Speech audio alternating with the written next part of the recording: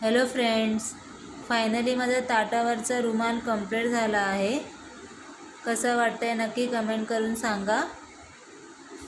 5 दिवसामध्ये मी ट्राय केलं आहे. यूट्यूबवर बघूनच मी ट्राय केलं आहे. क्रोशेट किती साखळी घ्यायचे, कसं वाटतं आहे नक्की कमेंट करा. आणि मी यूट्यूब चॅनल चालू केलं आहे, तर मला फॉलो करा. जसे इंस्टाला माझे फॉलोवर्स आहेत तसेच यूट्यूबला पण मला सबस्क्राईब करा. Thank you so much.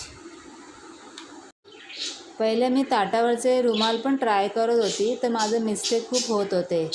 पण मी यूट्यूब चॅनलवर बघूनच मी हे ट्राय केलं आहे, तर एकदम परफेक्ट झालं आहे. किती क्रोशेट किती साखळी घ्यायचे बरोबर त्यामध्ये शिकवलं जातं.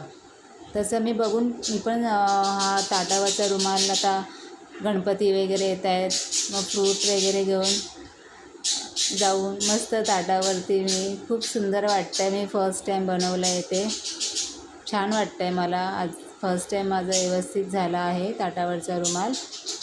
आता मी दरवाजाचं तोरण पण ट्राय करते आहे. ते मी 15 ऑगस्टला तिरंगा झेंडा बनवणार आहे. तो पण मी नेक्स्ट ब्लॉगमध्ये तुम्हाला दाखवते. थँक्यू.